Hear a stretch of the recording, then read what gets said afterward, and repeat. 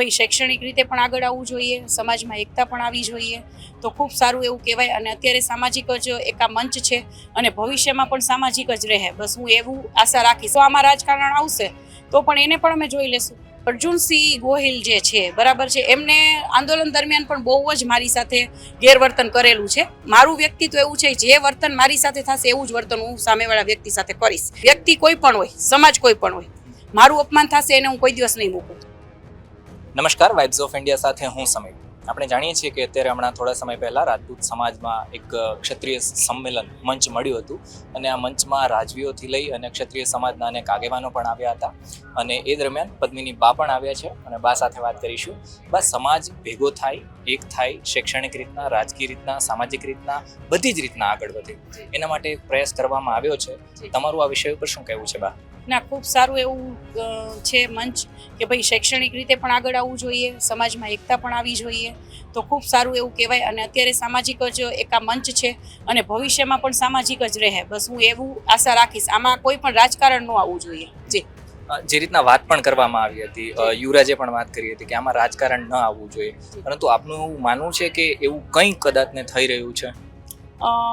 હવે એ તો આગળ જતા ધીમે ધીમે જે હશે એ સચોટ કંઈક સામે આવશે, પણ હું તો એવી જ આશા રાખું છું કે રાજકારણ ન આવવું જોઈએ. જો આમાં રાજકારણ આવશે તો પણ એને પણ અમે જોઈ લેશું. જી, આજે એક કાર્યક્રમ દરમિયાન એક ઘટના પણ ઘટી હતી. પદ્મિનીબાએ વિરોધ પણ કર્યો હતો, કારણ કે એમનું એવું કહેવું હતું કે એમને સ્થાન નથી આપવામાં આવ્યું. આપનું શું કહેવું છે, કેમ આવું થયું?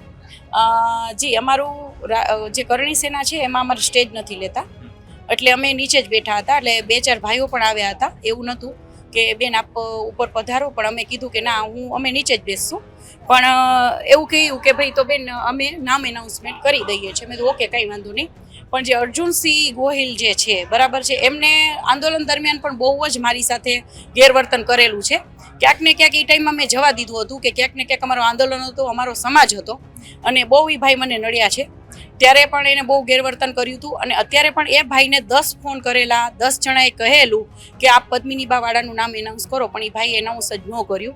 એટલે મેં એમને પર્સનલી કીધું કે પર્સનલી તમને મારો શું વિરોધ છે, તમે મને કહી શકો છો બધા વચ્ચે.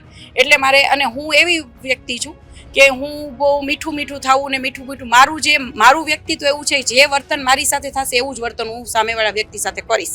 મારી સાથે વ્યવસ્થિત રહેશે અને મારી પાસેથી માન જ મળશે, અને મારું અપમાન કરશે હું એનું ડબલ અપમાન કરીશ. પછી વ્યક્તિ કોઈ પણ હોય, સમાજ કોઈ પણ હોય, મારું અપમાન થશે એને હું કોઈ દિવસ નહીં મૂકું. જી બા, એક વસ્તુ એ પણ કહેવામાં આવી હતી, મીડિયામાં એવું ચાલ્યું હતું કે કરણી સેના અને સંકલન સમિતિ આ બંનેને સ્થાન નથી આપવામાં આવ્યું, કારણ કે રાજકીય એંગલ આવી જતો હતો, એવું હતું. એ આખી વાત શું હતી, આપને ખબર છે?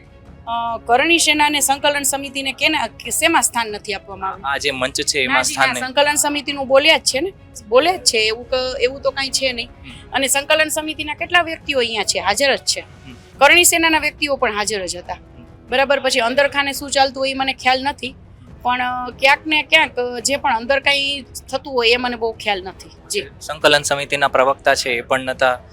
બાકી એ લોકો દેખાણા નહીં, એટલા માટે ઘણા બધા પ્રશ્નો વગેરે થઈ રહ્યા છે. એ તો એ લોકોનો પ્રશ્ન છે, કદાચ એ બધું એ લોકોનું તો મને કંઈ ખ્યાલ ન હોય. જી, થેન્ક યુ સો મચ બા, મારી સાથે વાત કરવા બદલ.